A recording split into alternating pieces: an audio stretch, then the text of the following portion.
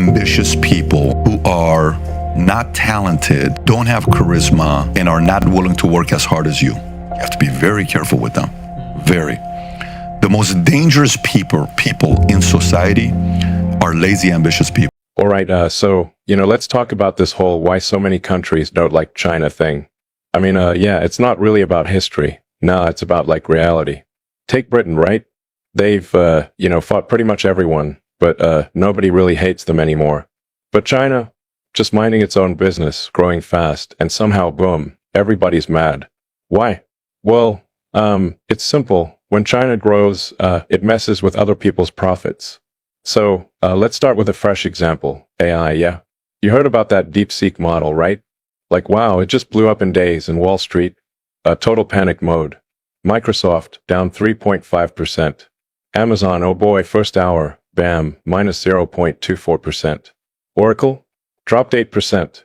Nvidia, a massive 17% crash. And get this, $589 billion in market value just poof, gone. Like the biggest one-day market wipeout ever. You think those CEOs, investors, even the regular employees are happy about this? Nope. Not one bit. All right, let's roll back a bit. 1994. China's going big on infrastructure, subways, tunnels, you name it. But they needed better tools, so they shelled out 700 million yuan, crazy money back then, to buy used tunnel boring machines from Germany. And oh boy, those German engineers, total jerks. They were like, even in 100 years, China won't make one of these. Oh yeah, about that. By 2008, China built its own tunnel boring machines. By 2020, boom, 1,000 units, all locally made. And at a fraction of the cost, like 25 million renminbi per unit, maybe 50 million for the fancy ones. And Germany? Yeah, no one's buying theirs anymore. So yeah, they're pissed. Now check this, 2015, China's making billions of ballpoint pens, but guess what? They still had to import that tiny little ball at the tip. Crazy, right? Foreign companies were selling it for $120,000 per ton. And some people were laughing at China, saying, you can't even make a pen tip. Well, yeah, Chinese leaders, not amused. So boom, Taiyuan Steel made one single batch of the stuff. And guess what? That one batch was enough for 650 years of global pen production. And just like that, prices dropped from $110,000 per ton to $50,000. 2 out of the world's 3 major suppliers? They went bankrupt. And yeah, you bet they were mad. Now think about Sweden, small country, right? But they've got some pretty big companies. Ericsson, Volvo, ABB Robotics, IKEA. Yeah, China's putting massive pressure on every single one of them. Who even buys Ericsson phones anymore? China's domestic market alone is big enough to wipe them out. And 5G? China's running the show, and Ericsson's losing market share everywhere. Same with Nokia, Samsung, all those guys. Volvo used to be a big deal, right? But now, the Chinese brands Geely, Great Wall, they made Volvo unviable and finally had to be bought out by China's Geely. ABB Robotics used to dominate Asia, but now, Chinese companies such as Airfort, Huazhou and Gree have long since broken ABB's dominant position in the Asian market and are also overwhelmingly competitive in terms of price. Then about IKEA. It used to be the king of home furniture retail in China. I mean, it was the go-to place. But Chinese brands like Kuan Yu, Sophia, and Chumei, they kind of just boom, took off. And IKEA? They had to, rethink their whole strategy. Wow, that's tough, right? And this isn't just a one-time thing. Nope. This kind of stuff is happening everywhere. It's like China gets serious about an industry and suddenly, somebody else is in trouble. Take shipbuilding. The moment China went all in South Korea, yeah, their shipbuilding giants like Samsung Heavy Industries and Daewoo, they started struggling. Orders dried up. And get this, some of the orders they did get, yeah, they had to subcontract them to Chinese shipyards. Oof. And look at Germany's car industry. China's EVs are everywhere now. And BMW, Volkswagen, Mercedes, yeah, they're gas-powered cars, not selling like they used to. And solar panels? Yeah, China's solar industry is massive now. Meanwhile, Western solar companies, they're kinda, not doing great. Oh, and home appliances? Like, remember when Japanese brands like Panasonic, Toshiba, and Sharp ruled the market? Yeah, well now, they're struggling to keep up with Chinese brands. Motorcycles? Yep. China figured out electric two-wheelers, and India, Vietnam, and even Japan's big guys, Yamaha, Honda, they're all feeling the heat. And high-speed rail? Like, wow.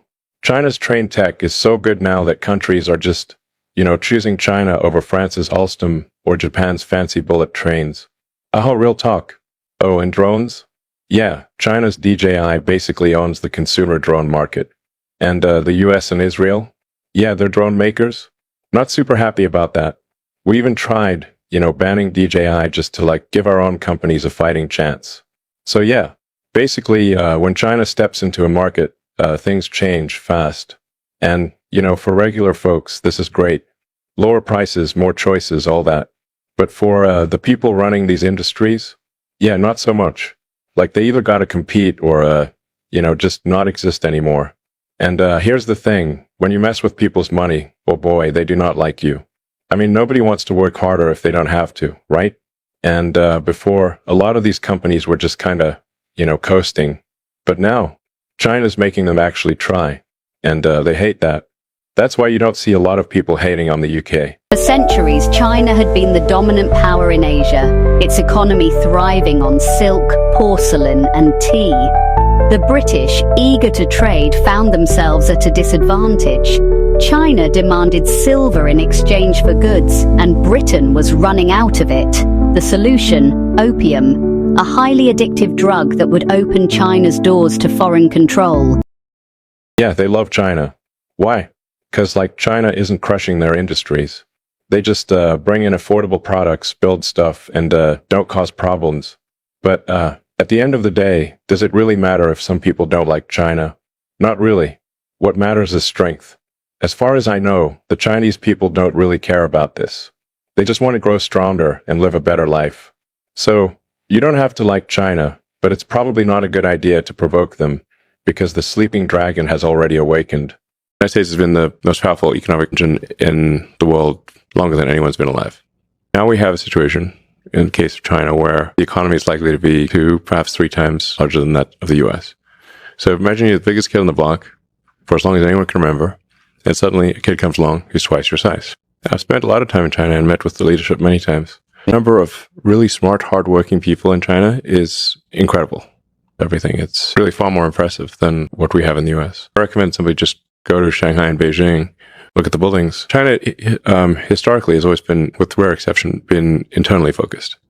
There have been many, many civil wars. In the Three Kingdoms War, I believe they lost about 70% of their population. We sort of think of China as a sort of one entity of one mind, and this is definitely not the case. What do you think the United States can learn from Singapore in terms of its multicultural existence? I am not going to be so presumptuous as to tell the US that you can learn from us.